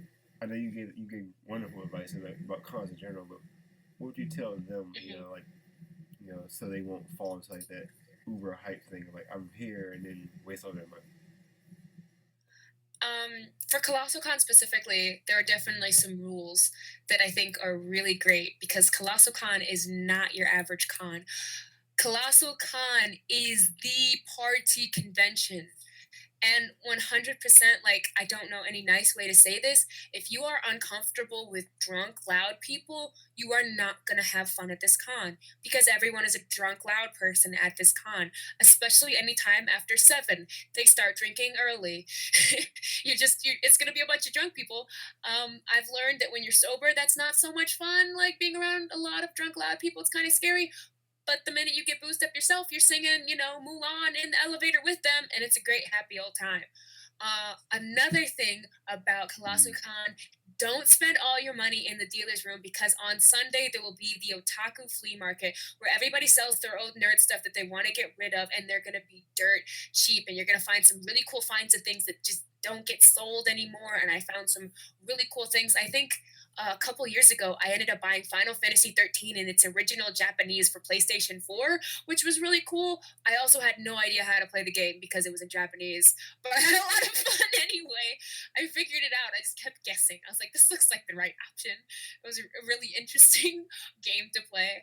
Um, and I got a Naruto shirt last Colossal Con actually, the with Naruto, Neji, Shikamaru, Choji, Lee, Kiba, and I think Gara's on it too. And it says "strictly for my ninjas," and it's like my favorite shirt of all time. And it's so soft and it's great. I love that shirt, and I got it for like $10.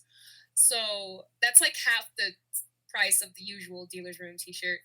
Like, go. The otaku flea market is your friend. Don't spend all your money.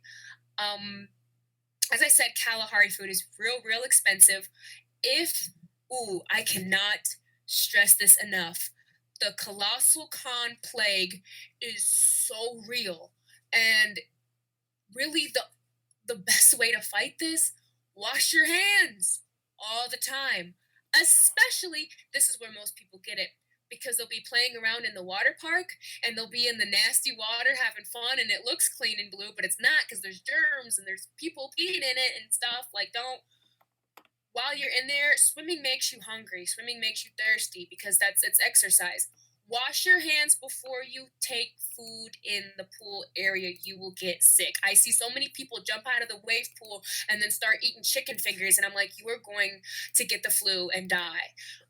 Don't do that. Like, I got the colossal con plague last year, and it was awful. I could not get out of my bed for 2 days, and I washed my hands. So just be careful. Like, Purell is not a substitute. Wash your hands. Like, wash your whole body. I said that, but like, really bathe and wear deodorant. Wear deodorant. Um, Other things about Colossal Con. It's hot. It's so hot, and the indoor ventilation isn't that great. There are certain spots that can be kind of cool, and you'll be all right. Like, the lobby usually isn't that bad on like the first floor, but con space is always real hot. Outside is worse. Um, be careful if you're just sitting around outside with like things on your cosplay, because it wasn't last year. I think it was the year before that. I was cosplaying God Tier Dave from Homestuck, and I had his times tables, which are like these record gear things that are kind of like his weapon prop. And I was sitting outside because we had the Homestuck photo shoot outside, and just talking to one of the people at the shoot, having fun, chilling. And I look over, and the records, because I used actual records on top of my times tables, Oh started no. warping because it was so hot outside and the sun was directly hitting them. Like, my cosplay prop got ruined because I was sitting outside in the sun. Be careful of Colossal Con Sun. It will ruin your cosplay if you are not careful. Like, just do random checks, make sure anything that might be melty or might get, messed up, um, won't. Um, I think I think that's most of it. Just be careful also with hugging people that are drunk because they will spill alcohol on you. That's happened to me a couple of times. And getting alcohol out of cosplay is not fun. And um don't take drinks from people. Just period in general in your life. Don't Yeah. take drinks from somebody you don't know. No. Uh there's like, I don't want to scare anybody, but I just want to be real about it. Like, there have been instances of people getting roofied at Colossal Con. Don't take drinks from other people. Make your own. Um, and yeah, have fun. Don't take this con too seriously. Like, bring a swimsuit cosplay. Colossal Con is the swimsuit cosplay con. Like, it's so much fun. You can't do this any other convention. Like, bring your swimsuit version of your character that you want to do. One of the biggest ones that get done is Pokemon, like Kajinka swimsuit things. That happens a lot. Last year, a guy did like a magic harp head, and he was just like real swole, and that was it. And it was really great. And his photo got circulated like forever. be careful about what you do and what you wear at Colossal Con because what happens at Colossal Con stays on the internet for 7 years, Hmm. and things are still in circulation from the first year that I went. Like, I don't know what it is about this con, but everything that happens ends up being legendary and it stays around. I was at the original. This photo is still going around. I saw it just the other day. The one with all the Disney princesses bowing down to Loki, but Cusco's just kind of like looking at him like, I'm not gonna do that. That happened at Colossal Con.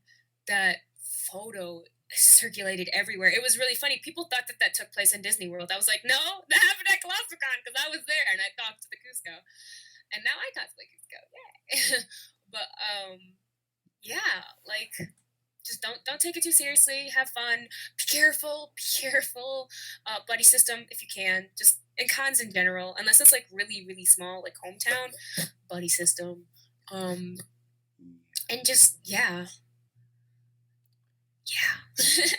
I agree, and the fact that you said babe several times, like my first convention was Animazement in '09, and I still remember like I think it was like number 6 in the booklet. It said babe, or showers are there for a reason. Hmm. And I went to a con back in April, and I don't think I was in there about 10 minutes. Somebody walked by and I was like, really? This is the first thing in the morning and you smell bad, really? Like this is a 1 day con too. Uh-huh. I'm like, it just opened up and you already smelled that. What? You did not take a shower. So it's so yes, bathing is important, and like you said, wash your hands. That is very important, especially like as people talk about the con crud, which I'm now understanding about that like more of. Yes, you Mhm. need to take care of your hygiene. Yeah, it gets really bad. Uh, but thank you for joining us this evening. Of course. Thank you for Well, having me. just I think we've learned a lot about Wreck It Ronnie, wonderful advice in general for cons and cosplay, and I would be remiss if I didn't ask you. Do you just have any like advice you want to give to up and coming cosplayers who like don't know where to start? Um, just do what feels comfortable. Don't be afraid to try something out and mess up. Because I mess up all the time. And you might look at my cosplay and go, that's so nice. And I love that. And I have no idea how you did that. I promise you, I messed up 16 times minimum to get to that. And trial and error, like, you're going to learn from doing something right, of course. But you will learn so much more from doing something wrong.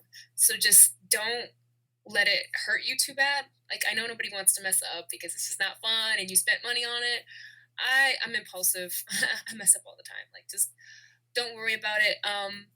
Group cosplays are so much fun. And if you're kind of worried about how your cosplay looks or like, if you feel confident, going around in public in it, get somebody get a couple of friends to cosplay from the same series as you and then walk around with them. It's such a great feeling to be able to, play off each of the characters' personality traits and, make I guess like inside jokes based off the series.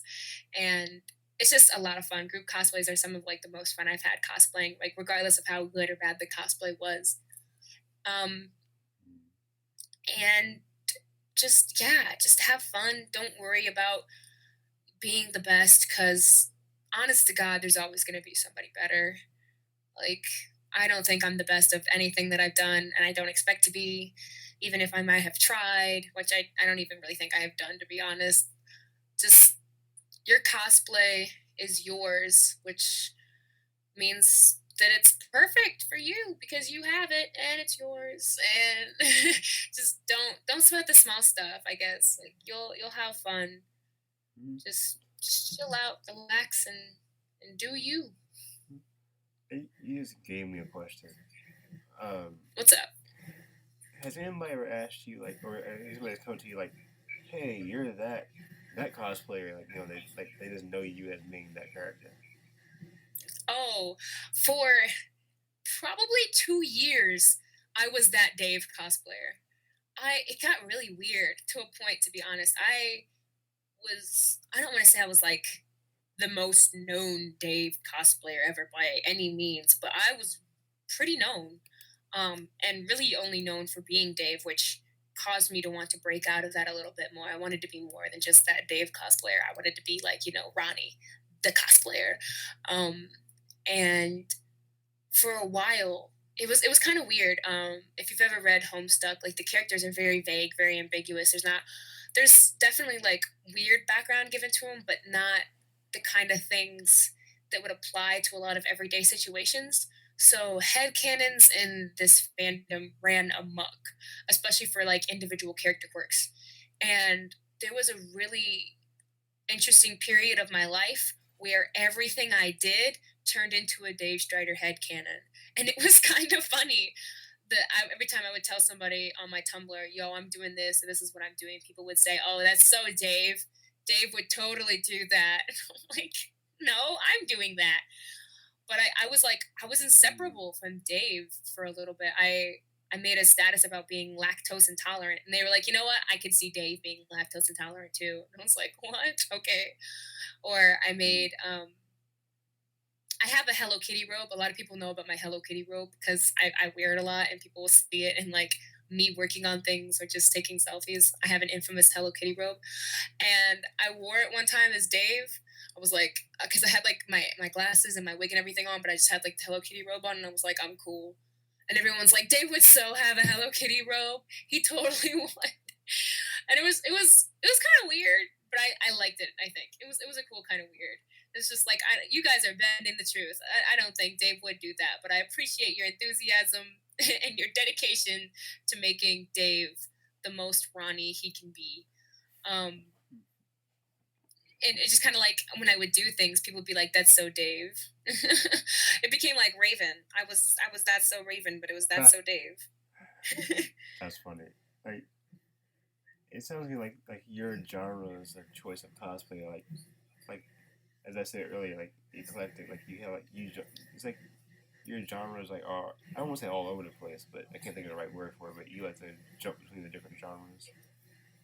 Yeah, I'm all over the place with the things that I enjoy. I'm very diverse with that, but I've noticed there's almost like a type of character that I cosplay, which is usually either there's three archetypes that I feel I fall into a lot, and that's the comedic relief, um, the sweet cinnamon roll, or the hoe. I like cosplaying hoes a lot. Sometimes you get like a mixture of them. Like Panty is a mixture of the comedic relief and the hoe. And you have like Juliet Starling, who actually might be able to hit all three if we're being real. And I don't know, a character that might hit like one or two of them. But yeah, I cosplay Naruto. He's probably a mixture of like the comedic relief and also sweet to a scent, I guess, depending on how you view Naruto. Yeah.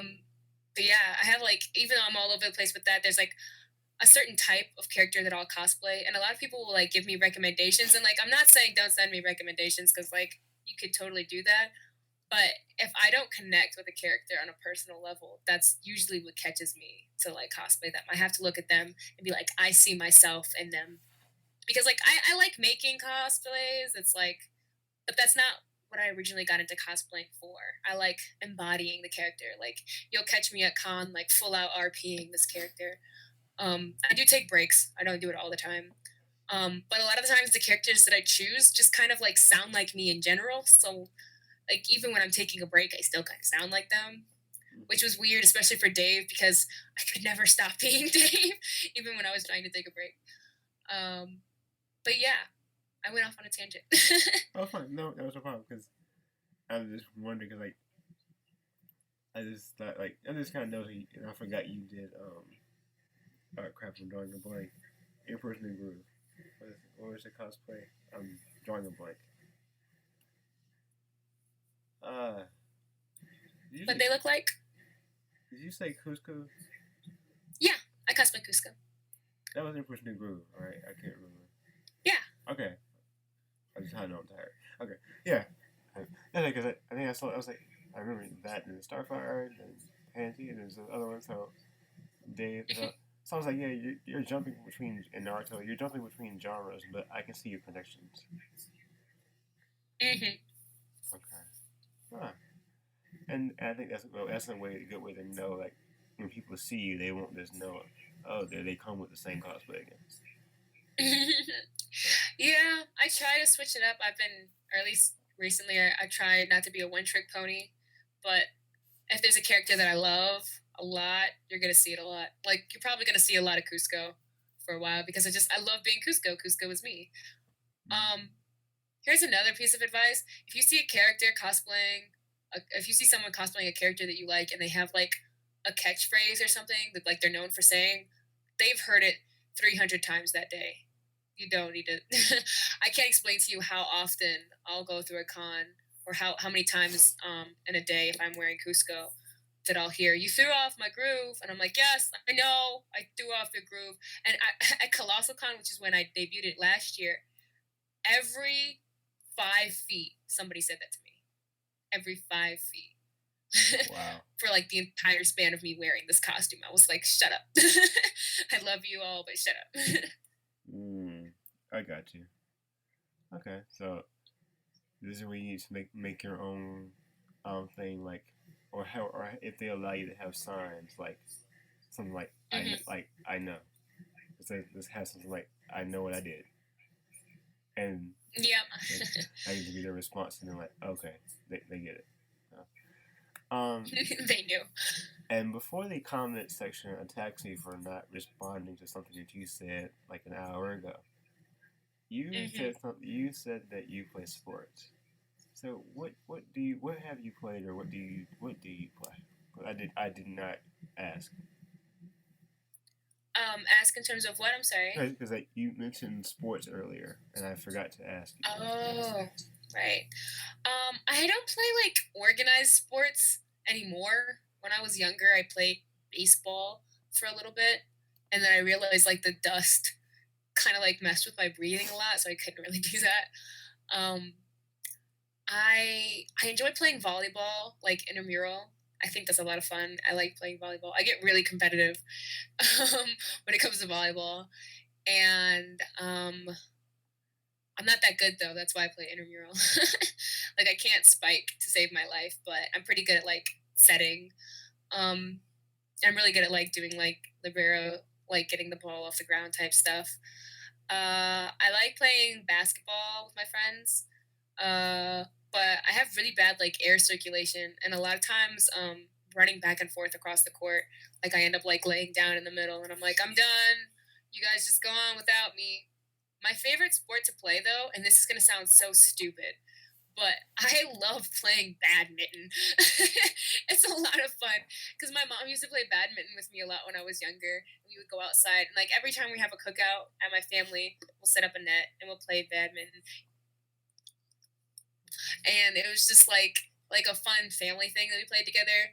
And I just got really good at it because like I would play it so often. And it was funny because in high school we ended up having to play badminton for part of my gym requirement, and I was just beating everybody's ass left and right. They didn't know what was coming. They were like, how do you even know how to play this? I was like, get on my level, shrimp. I've been doing this since I was 5. That's funny. Oh goodness. Like I said before, you are a well-rounded person. Thank you. Um, last thing, how can people get a hold of you? Like I know you have your Facebook page, but do you have any other pages that people can contact you online if they want to follow your work, ask you questions, and stuff? Facebook is definitely the best place to do most of that because like I'm getting really bad at taking care of multiple accounts of social media. Like I have them, just not as good at checking things that aren't Facebook. Since I get notifications to my phone, I'm like, oh, let me go check that. Um, but my Facebook is Wreck It Ronnie Cosplay, or just Wreck It Ronnie if you're just searching it. Um, I have a Tumblr, which is also just Wreck It Ronnie. But that's mostly just me posting photos that look cool and fandom things. There's not as much cosplay on there anymore as there used to be. It's definitely like I kind of moved a lot of like my focusing on cosplay things to Facebook, and you can like ask me any questions you have there. I have a YouTube that I'm not as active on, and it's just full of a lot of like dumb things that I did in middle school for the most part. Like I have a couple of like tutorial video things, but all the tutorial video things that I do also get posted to Facebook. But my YouTube would be Faye Fox, like PhayFoxx, and I also have an Instagram, which is also Wreck It Ronnie, but with underscores between the words. That's mostly just like out of the door outfits, me taking photos of food. Uh, Sometimes cosplay, not a whole lot. And then most of the photos that I take on Instagram that are cosplay end up on my cosplay page on Facebook. So really, if you just don't want to, follow a bunch of things, like Facebook is honestly like, I'm not going to be posting like anything cosplay related anywhere else that wouldn't end up on Facebook as well. So if that's all you're interested in, that's definitely the mecca of cosplay for me. But if you just want to see what I'm wearing for the day, Instagram. If you want to see which ships I like, Tumblr.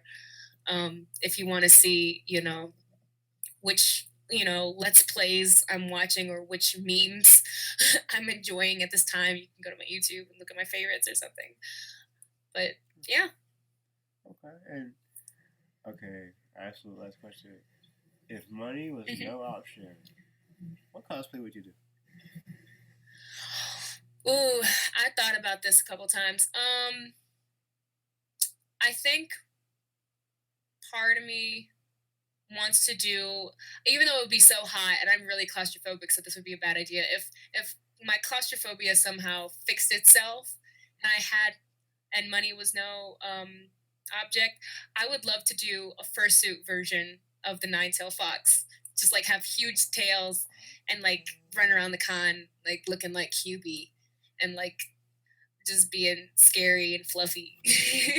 I love QB. He's a little asshole, and he's me. No, he's not. I'm not an asshole most of the time.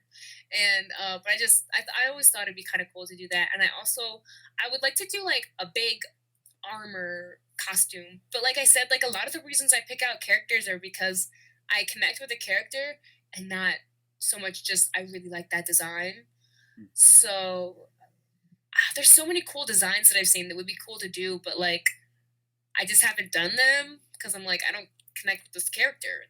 It's not like I appreciate the aesthetic appeal of like League of Legends characters, but I also don't connect with any League of Legends characters, so you're probably not going to see me cosplaying it unless I like randomly sell my soul to Satan and decide to start playing. And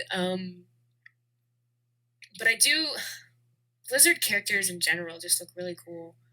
I like a lot of the Overwatch designs too. Like I think her name is I don't know if her name is Pharaoh, but she's kind of like Pharaoh themed. She's got like this huge like Samus looking suit, but like with a raw head for the helmet. That's dope. I would do that if I had a lot of money. Okay. Oh, nice. I always like asking people that question. It's like they get the varying responses. It's like, yeah, listen, I think we're all like we all have like our. This is exactly what I would do if money was no thing. Mm-hmm. So, yep. But we're broke.